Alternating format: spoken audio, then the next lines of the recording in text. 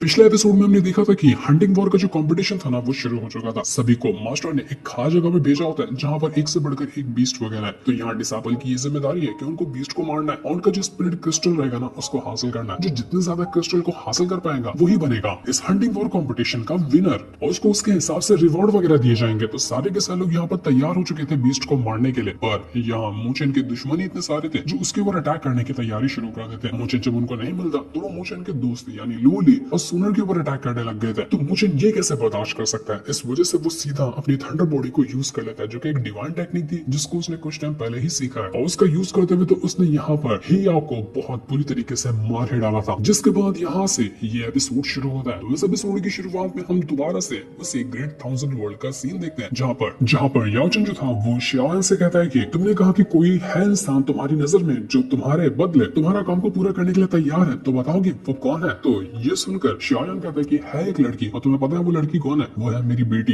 इसके बाद वहां पर आवाज आती है जो कि आवाज थी शियाओयान की बेटी यानी कि शियाओ शियाओ की। वो कहती है कि फादर मैं आ रही हूँ। और इतना कहने के बाद ही हम यहाँ पर शियाओ शियाओ की एक कमाल वाली एंट्री को देख पाते हैं। वो सीधा आती है और अपनी पावर का यूज करते हुए एक वर्ड होता है उसको डिस्ट्रॉय करने की कोशिश करेगी। उसकी एंट्री एकदम लाजवाब होती है, उसकी पावर तो एकदम कमाल की थी। उसने एक पल के अंदर यहाँ पर उस वर्ड को डिस्ट्रॉय कर दिया था और सीधा वो यहाँ पर आकर पहुंच जाती है जहाँ पर शियाओयान मौजूद है। वो जो याओचन था उसको देखकर कहती है कि ग्रैंड मास्टर और फादर आप दोनों यहाँ पर बैठकर क्या कर रहे हैं? तो शियाओयान मुझसे कहता है कि शियाओ शियाओ देखो, तुमने अपनी माँ से वादा नहीं किया था कि जब तक तुम अपना ब्रेक थ्रू नहीं करोगी तब तक अपने कमरे से बाहर नहीं निकलोगी, लेकिन तुम यहाँ पर अभी कैसे उठकर आ गई? तो शियाओ शियाओ कहती है कि फादर आपको तो पता ही है ना कि सारा दिन कल्टीवेशन करना कितना ज्यादा बोरिंग होता है। तो मैं ना बिल्कुल थक चुकी थी, बहुत बोर फील हो रहा था, इसलिए मैं वहां से भाग आई। ब्रेक थ्रू पे ब्रेक थ्रू करते जाओ, इसके अलावा कुछ लाइफ में लगता है ही नहीं। मैं पावर तो इतनी गेन कर रही हूँ लेकिन मैं फाइट किससे करूँ? अभी तक कोई मुझे ऐसा मिला ही नहीं जिसके साथ मैं ढंग से फाइट कर पाऊँ। तो ग्रैंड मास्टर से कहती है कि सही कह रही हो ना ग्रैंड मास्टर, अभी तक कोई ऐसा मिला जिससे मैं फाइट करूँ?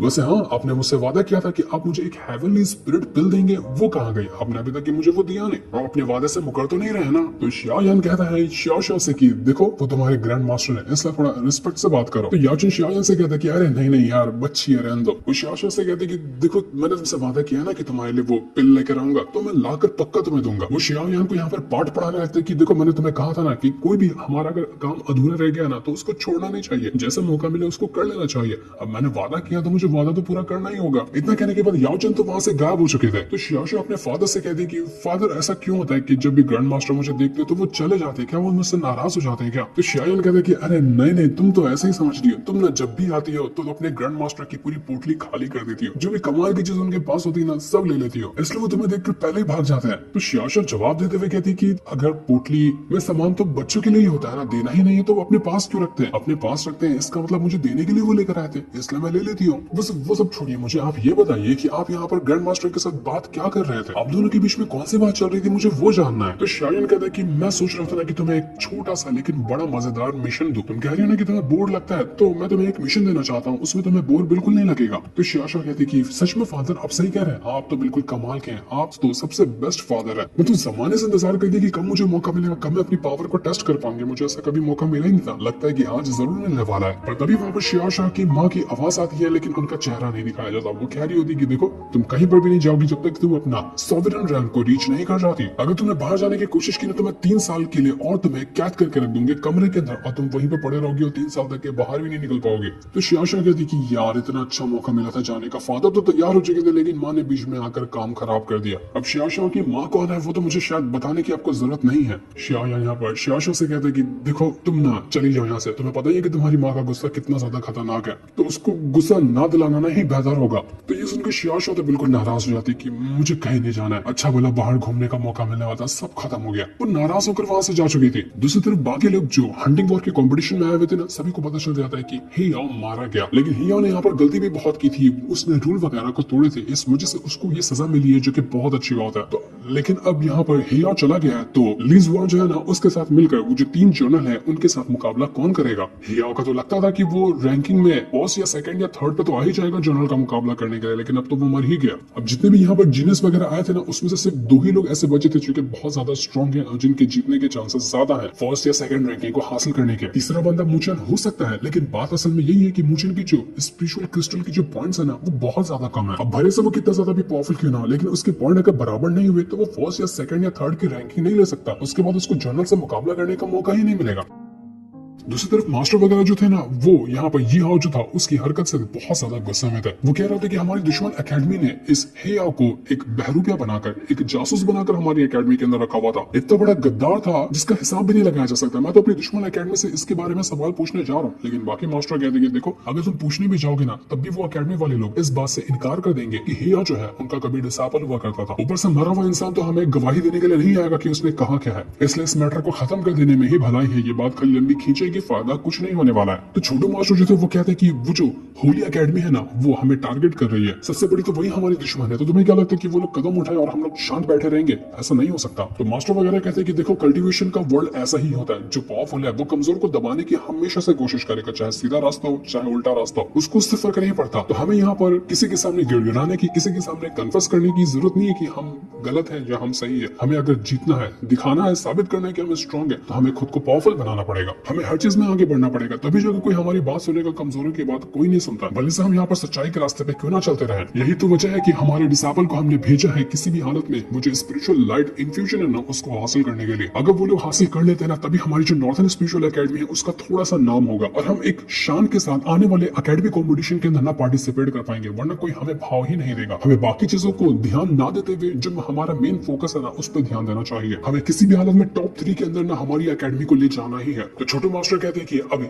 हियाओ मर गया, सुजुआन बुरी तरीके से इंजर्ड है और बाकी जो डिसेबल वगैरह है ना जिनके पास मौका था वो स्पेशल लाइट हासिल करने का, सबके सबकी हालत खराब है। अकेला बचा है मूचन। तो तुम्हें लगता है कि मूचन वो स्पेशल लाइट हासिल कर पाएगा? मुझे तो उम्मीद बहुत कम ही लगती है। हमें पूरी की पूरी उम्मीद लगानी है अपनी एकेडमी की उस मूचन के ऊपर कि वही यहाँ पर उस स्पिरिचुअल लाइट को हासिल करे। लेकिन हमें नहीं लगता कि ये काम हो पाएगा, क्योंकि अगर उसने अकेला बचा रहना तो उसको 3 जर्नल से मुकाबला करना है पनिशमेंट हॉल के, जो कि एक बंदे के लिए कर पाना बिल्कुल इम्पॉसिबल बात है, ये हो ही नहीं सकता। लेकिन उससे पहले सबसे बड़ी प्रॉब्लम तो ये है कि मूचन के पास ना अभी तक वो स्पिरिचुअल क्रिस्टल की जो पॉइंट है ना वो ही कम है। वो फर्स्ट रैंकिंग पे भी नहीं आ सकता, तो फाइट करना तो दूर की बात है। क्यों ना हम यहाँ पर इस रूल के थोड़ा सा चेंज कर दें जिससे मूचन को फायदा हो और वो अपने स्पिरिचुअल क्रिस्टल है ना उसको बढ़ा पाए। लेकिन बाकी मास्टर जो थे वो आर्ग्यू करने लग जाते कि नहीं, हम किसी के लिए भी अपने रूल को नहीं बदलेंगे। अगर मूचन को 3 जर्नल से मुकाबला करना है, ये हंटिंग वॉर का कॉम्पिटिशन जीतना है ना, तो उसको सबसे पहले अपने स्पिरिचुअल क्रिस्टल जो है उसको बढ़ाना पड़ेगा। सबसे ज्यादा क्रिस्टल उसको हासिल करने पड़ेंगे। रूल हम उसके लिए नहीं तोड़ेंगे। अगर मूचन को साबित करना है कि वो स्ट्रांग है, वो कुछ करके दिखा सकता है, तो सब कुछ उसको अपने दम पर करना होगा। लेकिन तभी वहां पर आवाज आती है जो कि हो सकता है कि ड्रैगन फिशर पेमी की आवाज होगी। वो कहता है कि तुम ना मूचन को कमजोर मत समझो, मुझे पक्का लगता है कि वो सारी चीजें करके दिखाएगा, उस पर उम्मीद लगाओ, तुम्हें कामयाबी मिलेगी। इसके बाद हमें कुछ टाइम पहले का सीन दिखाया जाता है जहां पर ना मूचन उस थंडर बॉडी जो है ना उस टेक्निक को कल्टीवेट कर रहा था और उसके पास एक मास्टर भी होते हैं जिसको बहुत मेहनत से सिखा रहे थे और उनकी बदौलत ही यहाँ पर मूचन ना थंडर बॉडी टेक्निक को कल्टीवेट कर पाया था। दूसरी तरफ मूचन जो होता है ना अब प्रेजेंट टाइम के अंदर वो लूली के पास आया था और उसको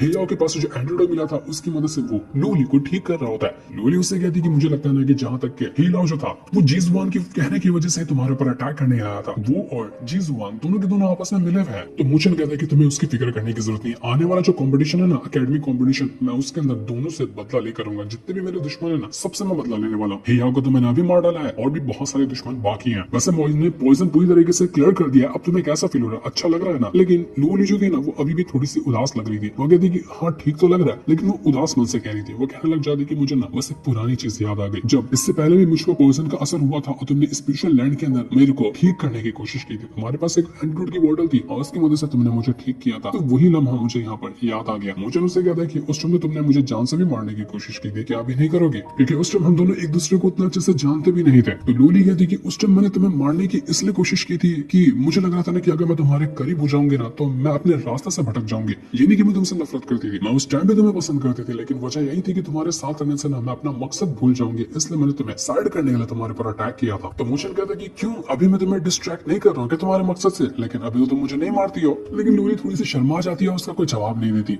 उसको थोड़ी सी टेंशन हो रही थी मूचन के लिए कि मूचन तुम्हारे तो अभी स्पिरिचुअल क्रिस्टल जो है ना वो बहुत ज्यादा कम है, कि तुमने उसको कलेक्ट किया, कब पूरा करने वाले हो उसको? तो मूचन कहता है कि फिक्र मत करो, मैं किसी भी हालत में ना टॉप 3 के अंदर तो अपनी जगह बना ही लूंगा इतने सारे क्रिस्टल को कलेक्ट करके। क्योंकि मैंने ना एक तरीका ढूंढा है जिसकी मदद से मैं बहुत सारे स्पेशल क्रिस्टल को एक टाइम में कलेक्ट कर सकता हूँ। वो तरीका पता है क्या है? मैं बीस्ट किंग को मारूंगा। जितने भी यहाँ पर बीस्ट वगैरह है ना उनका एक किंग होता है, मैं उसको मार डालूंगा। उसको मारने के बाद मुझे बहुत सारे क्रिस्टल मिलेंगे। दूसरी तरफ हम कुछ डिसेबल वगैरह को देख पाते हैं, वो जो बीस्ट किंग है ना उससे मुकाबला करने के लिए आए हुए थे, लेकिन इन डिसेबल की बस की बात नहीं थी उस बीस्ट किंग से मुकाबला करना। तो वो जो बीस्ट किंग होता है ना आराम से उन दोनों की वाट लगा चुका था। वो जैसे उनकी जान लेने वाला होता है बीच में मूचन आ जाता है और उन दोनों डिसेबल को बचा चुका था। वो उनसे कहना चाहते कि तुम लोग यहाँ पर आराम करो, तुम सीधा जा रहे थे बीस्ट किंग से मुकाबला करने के लिए, है, तुम्हें पता भी है ना कि वो कितना ज्यादा खतरनाक हो सकता है। दोनों डिसेबल से कहते कि तुम्हारा बहुत बहुत शुक्रिया जी, तुमने हमारी जान बचाई, वरना तभी हम मर गए होते। लेकिन अगर तुम लोग भी यहाँ पर उस बीस्ट किंग से मुकाबला करने जा रहे हो ना, तो थोड़ा सा सावधान रहना, क्योंकि वो बहुत खतरनाक है। हमारे किसी भी अटैक का उसके ऊपर असर ही नहीं हो रहा। जहाँ तक कि हमारा अंदाजा है ना, उसकी कल्टीवेशन जो पावर होगी वो सोवरेन रैंक के लेट स्टेज पे होगी ही आराम से, जिसको हैंडल करना कोई आसान काम नहीं है, बहुत ज्यादा मुश्किल होगा उसको हैंडल करना। तो मुशन कहता है कि उसकी फिक्र करने की जरूरत नहीं, मुझे पता है कि मैं क्या करने वाला हूँ और किस तरह से इस बीस्ट किंग को हराना है। इसके बाद मुशन और लुई दोनों जो थे ना, उस बीस्ट किंग से मुकाबला करने के लिए जा चुके थे। वो बीस्ट किंग बहुत ज्यादा भड़का हुआ होता है कि अभी तो डिसेबल आए थे, वापस से ये लोग आ गए मरने के लिए, अब मैं इनको छोड़ूंगा नहीं। तो बाकी सभी का गुस्सा भी अब मुशन और लुई के ऊपर उतारने के लिए तैयार था। तो बहुत ज्यादा डेंजरस दिख रहा होता है। लुई तो कहने लग जाती कि हियाओ जो था ना, ये उससे भी कहीं गुना ज्यादा स्ट्रॉन्ग है। हियाओ से भी फाइट करने के लिए हमें कितना ज्यादा मुश्किल का सामना करना पड़ता है, लेकिन इससे फाइट करने में तो और ज्यादा हालत खराब होने वाली है। लेकिन मुशन कहता है कि मुझे उससे फर्क नहीं पड़ता, मैंने अपनी थंडर बॉडी का यूज करते हुए हियाओ को हराया ना, तो थंडर बॉडी का यूज करते हुए इसको भी हरा सकता हूँ। ऊपर से मैंने अपनी कल्टीवेशन को भी काफी ज्यादा इंक्रीज किया, तो मुझे लगता है कि मैं इस बीस्ट किंग को आसानी से हरा लूंगा, तुम इसकी फिक्र मत करो। इसके बाद ये दोनों के दोनों वापस से बीस्ट किंग के पास चले जाते हैं उससे मुकाबला करने के लिए। बीस्ट किंग तो यहाँ पर बहुत ज्यादा गुस्से में था, वो रुकने वाला ही नहीं था। अपने और भी कई सारे अटैक को यूज करता है, क्योंकि वो पत्थर से बना हुआ था ना, तो उसके सारे के सारे अटैक पत्थर से ही जुड़े हुए थे। वो पहाड़ वगैरह को काट के उठा उठा कर फेंके जा रहा था मुचन और लूली के ऊपर, ताकि दोनों को उसी के नीचे दबा कर उनका भरता बना दे। लेकिन मुशन भी अपनी पावर का यूज करते हुए उसके ऊपर अटैक करता है। लूली भी यहाँ पर अपनी स्वॉर्ड का यूज कर रही थी और मुशन के पास भी जो पावर होती है ना, वो उसका यूज करते हुए उस बीस्ट किंग को मारने में लगा हुआ था। ये बैटल बहुत ज्यादा कमाल का होता है, लेकिन वो लोग कितना भी क्यों ना अटैक कर ले, वो जो बीस्ट किंग था ना, उसके ऊपर अटैक का असर होता ही नहीं। उनके वेपन जाकर अटक जाते, लेकिन फिर भी एक खरोच तक नहीं दे पा रहे थे वो उस बीस्ट किंग को। मुशन और लूली देखकर हैरान हो जाते कि यार इसका शरीर तो बिल्कुल पत्थर वाला है, हमारे नॉर्मल अटैक तो इसको कुछ कर ही नहीं पा रहे, हमें कुछ और अटैक का यूज करना पड़ेगा इसको मारने के लिए। तो वो लोग वापस से यहाँ पर बीस्ट किंग के ऊपर अटैक करने लग गए थे, लेकिन बीस्ट किंग मरता ही नहीं, वो और भी खतरनाक अटैक उनके ऊपर करता जा रहा था। मुशन भी यहाँ पर अपने फॉर्मेशन वगैरह को क्रिएट करता है और उसकी मदद से वो यहाँ पर बीस्ट किंग को मारने में लगा हुआ था। बीस्ट किंग जो होता है ना, वो बहुत ज्यादा बड़ा था, लेकिन उसकी जो रफ्तार होती है अटैक करने की, वो एकदम बिजली जैसी थी। लूली भी कहने लग जाती कि यार इतना भारी भरकम शरीर लेकर ये बिजली की रफ्तार के साथ टेलीपोर्ट होता है और इधर उधर आकर अटैक करता है। हम अटैक को सोच नहीं पाते कि उससे पहले ये हमारे पर अटैक कर देता है। ये बहुत ज्यादा मुश्किल है इसको मारना, लेकिन हमें कोशिश एक साथ जारी रखनी होगी। वो दोनों यहाँ पर मिलकर उस बीस्ट किंग के ऊपर अटैक करे थे। मुशन भी बड़े बड़े पत्थर उठाता और पत्थर उठा उठाकर पटक रहा था बीस्ट किंग के ऊपर, जिसमें से बीस्ट किंग के काफी जगह पे क्रैक्स पड़ जाते हैं। पत्थर पत्थर से टकराता तो वो टूटने लग गया था, लेकिन इस वजह से वो और ज्यादा गुस्सा हो जाता है मुशन और लूली के ऊपर। लेकिन मुशन और लूली ने यहाँ पर एक अजीब चीज नोटिस करते हैं कि ये जो बीस्ट किंग है ना, वो एक गुफा का जो एंट्रेंस है उसको प्रोटेक्ट कर रहा है। मतलब कि गुफा के अंदर कुछ ना कुछ तो ऐसा है जिसको वो बचाना चाह रहा है, और कोई भी यहाँ पर आ रहा है ना, तो वो उसके ऊपर अटैक कर रहा है ताकि वो गुफा के अंदर ना जा सके। तो ये देखकर वो दोनों सोचने लग जाते हैं कि हमें कुछ तरीका ढूंढना पड़ेगा जिसकी मदद से इसको ना एंट्रेंस से बाहर निकाला जा सके। उसके बाद हम अंदर जाकर देखेंगे कि असल में अंदर है क्या चीज मौजूद। तो मुशन ने कुछ दिमाग लगाता है, दिमाग लगाने के बाद वो सीधा चला जा चुका था लूली के साथ उस बीस्ट किंग के ऊपर अटैक करने के लिए। वो और लूली दोनों वापस से बीस्ट किंग के ऊपर अटैक करना शुरू कर देते हैं। तो बीस्ट किंग जो होता है वो भी यहाँ पर अपनी पावर का यूज करते हुए दोनों के ऊपर अटैक करने लग गया। तो वो बहुत ब्रूटल अटैक देकर मारता है, और सीधा जैसे उसने अटैक देकर मारा ही क्या था और उसका ध्यान अटैक पे लगता है कि वो तुरंत लूली और मुशन उस गुफा के एंट्रेंस के अंदर जाकर घुस चुके थे। तो ये देखकर वो जो बीस्ट किंग बहुत ज्यादा गुस्सा हो जाता है कि इन्होंने मुझे बेवकूफ बनाया, मैं अटैक में ध्यान लगा रहा था जब तक कि ये लोग अंदर घुस गए, मैं उनको छोड़ूंगा नहीं। तो लूली और मुशन जैसे उस गुफा के अंदर आए थे ना, ये जगह बहुत ज्यादा मिस्टीरियस होती है, एकदम शांति। वहां तो बीस्ट किंग गार्डियन कर रहा था इस जगह की, लेकिन अंदर का जो माहौल रहता है वो बिल्कुल शांत और काफी कमाल का लग रहा था। ऐसा लग रहा था कि कोई एंशिएंट गुफा वगैरह है ये, और यहाँ पर जहाँ देखो वहां पर खाली ट्रेजर ही ट्रेजर मौजूद होते हैं। क्या बहुत कमाल की जगह थी। मुशन कहता है कि तभी तो यहाँ पर ये बीस्ट किंग पूरी जान लगा रहा था ताकि किसी को अंदर आने ना दिया जा सके। वो इसी जगह को प्रोटेक्ट करने की कोशिश में लगा हुआ था। यहाँ पर जहाँ देखो ना, वहां पर खाली स्पिरिचुअल क्रिस्टल ही मौजूद थे, इतने ज्यादा कि अगर सबको मुशन कलेक्ट कर लेना, एक सेकंड के अंदर वो नंबर 1 रैंकिंग पे आ जाएगा। सबसे ज्यादा स्पिरिचुअल क्रिस्टल के पॉइंट्स उसके पास हो जाएंगे। तो यहाँ पर अंबार लगा हुआ था उतने सारे स्पिरिचुअल क्रिस्टल का। लूली भी कहती कि ये तो बहुत अच्छी बात है, अब तो तुम यहाँ पर आराम से इनको कलेक्ट करने के बाद नथरी जनरल जो है उनका मुकाबला कर पाओगे, उनको चैलेंज कर पाओगे। और जैसे ही मुशन और लूली यहाँ पर आए थे, क्रिस्टल ले भी नहीं पाए थे कि वो जो बीस्ट किंग होता है वो दोबारा से यहाँ पर आकर पहुंच चुका था। अब वो रुकने वाला नहीं था। वो बहुत ज्यादा गुस्से में था कि आखिर इनकी हिम्मत कैसे हुई जो इन्होंने मेरे घर के अंदर घुसपैठ कर दिया। वो पूरी गुस्से में दहाड़ मार रहा होता है, और जैसे उसने दहाड़ मारी ना, यहाँ पर अजीब सी पावर एक्टिवेट होने लग गई थी और पूरी जगह ऑरा से भर जाती है, हर तरफ एकदम जगमगाने लग गई थी। मुशन लूली से कहते कि देखो तुम और मैं जितना होता ना उतना ज्यादा स्पेशल क्रिस्टल को कलेक्ट करने की कोशिश करते हैं, इतना जितना हम उसको हैंडल कर सके, जब तक कि हम यहाँ पर इसके ऊपर अटैक भी करेंगे और यहाँ पर स्पेशल क्रिस्टल को भी कलेक्ट करेंगे, वरना खाली उन्हें कलेक्ट करने हमें नहीं देने वाला। तो इस वजह से पहले एक बार में मुशन अटैक करने जाता बीस्ट के ऊपर, उसका ध्यान भटकाता, तब तक कि यहाँ पर लूली स्पेशल क्रिस्टल को कलेक्ट करती। उसके बाद अगर लूली अटैक करने आती तो जब तक कि मुशन जो होता है वो क्रिस्टल को कलेक्ट करता जा रहा था। इस तरह से प्लान बनाकर ना ये दोनों काम में लगे हुए थे। सबसे ज्यादा तो लूली यहाँ पर कलेक्ट करते जाती है ताकि वो आगे चलकर ये मूचन को देखकर उसकी हेल्प कर सके, लेकिन वो जो बीस्ट होता है अब लूली के पीछे पड़ चुका था, वो उसकी जान लेना चाह रहा था। तो ये देखकर मूचन जो होता है वापस अपनी पावर का यूज करते हुए लूली के ऊपर अटैक करने के लिए जैसे ही बीस्ट किंग आ रहा था उसके ऊपर वो अटैक करना शुरू कर देता है। मूचन की हालत खराब होने लग गई थी, उसको बहुत सारे अटैक लग गए थे। तो ये देखकर लूली भी थोड़ी सी घबरा जाती है, लेकिन मूचन और लूली दोनों रुकने वाले नहीं थे। उसी तरह से वो बीस्ट किंग भी रुकने वाला नहीं था, वो भी अपनी पावर का यूज करते हुए उनको बहुत मारता है। लेकिन आखिरकार दोनों ने मिलकर उस बीस्ट किंग को डिस्ट्रॉय कर दिया था, वो मर चुका होता है। इसके बाद ये दोनों आराम से जितना भी क्रिस्टल होता है ना सबको कलेक्ट करने में लग गए थे। लेकिन जैसे ये लोग कलेक्ट कर रहे थे ना, इस जगह पर जितना भी ऑरा होता है वो वापस से स्प्रिट किंग जो था बीस्ट वाला उसको वापस से रिकवर करने की कोशिश कर रहा था, उसको ठीक कर रहा होता। तो लूली मूचन से कहती कि देखो हमने काफी ज्यादा स्पेशल क्रिस्टल कलेक्ट कर लिया, हमें यहाँ से निकलना चाहिए, हम और ज्यादा टाइम यहाँ पर बर्बाद नहीं कर सकते। तो वो दोनों तुरंत वहां से भागने लग गए थे, उनका तो काम बन गया था, बस अब यहाँ से बाहर निकलना था। तो जैसे ये लोग बाहर निकल रहे थे ये जगह पूरी तरह से टूटने लग जाती है और जो क्रिस्टल वगैरह थे उन्होंने वापस से रिवाइव कर दिया था उस बीस्ट किंग को। इस वजह से वो फिर से यहाँ पर आकर पहुंच जाता है लूली और मूचन को मारने के लिए। एक बार फिर से ये कमाल का बैटल यहाँ पर शुरू हो चुका था, जहाँ बीस्ट किंग अटैक पे अटैक देकर मारता है दोनों के ऊपर। दोनों की हालत खराब हो चुकी थी और जैसे इनके ऊपर अटैक हो रहा था ना, बाहर से सभी लोग जब ये चीज देखते हैं तो वो लोग हैरान रह चुके थे, क्योंकि उनको अटैक करने की आवाज आ रही थी। किसी को समझ नहीं आता कि असल में यहाँ पर कहाँ पर अटैक हो रहा है। मुझे जो था वो लूली से कहा था कि मुझे लगता है कि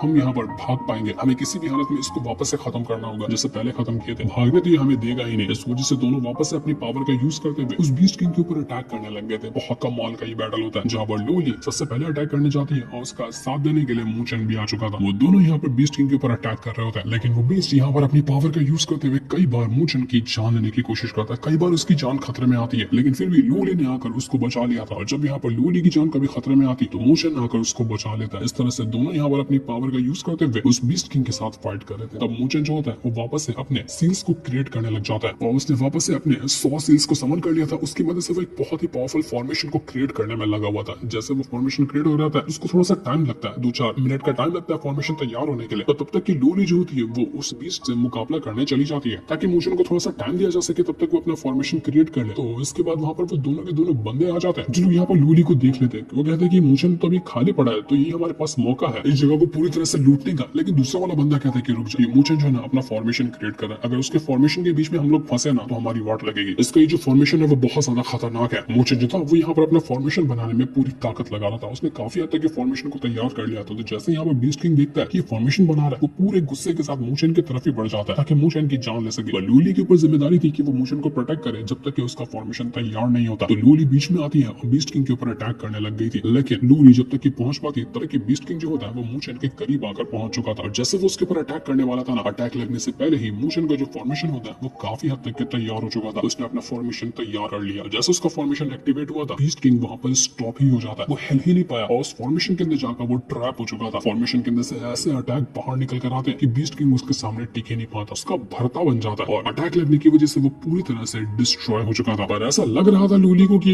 ये बीस्ट किंग ना डिस्ट्रॉय हो गया, लेकिन हम देख पाते हैं कि मूचन के फॉर्मेशन को टैकल करने के लिए उस बीस्ट किंग ने अपना भी एक बहुत ही स्ट्रॉन्ग फॉर्मेशन क्रिएट करना शुरू कर दिया था। वो अपनी डिमोनिक पावर को यूज कर लेता और इस वजह से उसको जो अटैक लगने वाला था ना मूचन का, उसका असर ही नहीं हुआ। और अब यहाँ पर वो तैयार था मूचन और लूली की जान लेने के लिए, वो वापस से तैयार हो चुका था। लेकिन लूली अब बीच में आ जाती है और बीच में आने के बाद वो अपनी स्वॉर्ड की पावर को एक्टिवेट करती है। वो कोई खास तरह की टेक्निक को यूज करने वाली थी और जैसे उसने यहाँ पर अपनी टेक्निक को यूज किया, हर तरफ उसका जो ऑरा होता है ना वो फैलने लग जाता है। ये जो टेक्निक थी लूली की, उसकी थी वन स्वॉर्ड ट्रांसफॉर्म टेक्निक, जो कि बहुत ज्यादा कमाल की होती है। और जैसे उसने ये टेक्निक को यूज किया ना, इतना खतरनाक अटैक उसके अंदर से बाहर निकल कर आया था, जिस वजह से बीस्ट किंग का अटैक यहाँ पर पूरी तरह से टकरा जाता है लूली के अटैक से। और दोनों का जब अटैक टकरा था ना, इतना भयंकर धमाका होता है जिसका हिसाब भी नहीं लगाया जा सकता। दोनों एक दूसरे को एकदम बराबर की टक्कर दिए हुए थे। लेकिन तब मूचन जो होता है वो वापस से अपने फॉर्मेशन को पूरी तरह से तैयार करता है। जैसे उसका फॉर्मेशन अब पूरी तरह से कंप्लीट किया हुआ था कि मूचन वापस से अपनी पावर को एक्टिवेट करता है। और इस बार जो उसने फॉर्मेशन क्रिएट किया वो था लेवल 4 का फॉर्मेशन। अब तक कि मूचन लेवल 3 के फॉर्मेशन को क्रिएट कर पाता था, लेकिन पहली बार उसने लेवल 4 के फॉर्मेशन को क्रिएट किया, जिस वजह से वहां पर एक लोटस क्रिएट हो चुका था। और वो लोटस इतना ज्यादा कमाल का होता ना, जिसकी पावर बहुत ज्यादा एक्स्ट्राऑर्डिनरी थी। बीस्ट किंग तो अभी भी यहाँ पर लूली से फाइट करने में लगा हुआ था, उसका पूरा ध्यान होता है लूली की तरफ। उसने देखा ही नहीं कि मूचन ने यहाँ पर अपना फॉर्मेशन तैयार कर चुका है और वो उसी के पीछे खड़ा है, उसको पूरी तरह से खत्म करने के लिए। अब जो वो उसको खत्म करेगा बीस्ट किंग दोबारा बच ही नहीं सकता। और मुचेन तुरंत ही यहाँ पर अपने फॉर्मेशन के अटैक को देकर मार देता है उसी बीस्ट किंग के ऊपर जो अटैक जाकर मिल गया था लोली के अटैक के साथ। और जब ये वाला अटैक जाकर लगता है बीस्ट किंग को, वो वहां पर एकदम रोशनी के अंदर ही गायब होने लग गया था और यहाँ पर एक धमाके के साथ वो मारा जाता है। अब तो कंफर्म लग रहा था कि वो मर चुका है और दोबारा इसके खड़े होने के चांस ही नहीं रहे। तो ये नजारा देखकर वो दोनों जो बंदे थे ना वो एकदम दंग रह जाते कि भाई साहब मुचेन ने ये क्या किया, क्या कमाल का ये फॉर्मेशन था, ये तो बहुत ज्यादा स्ट्रॉन्ग हो चुका है पहले से कहीं गुना ज्यादा।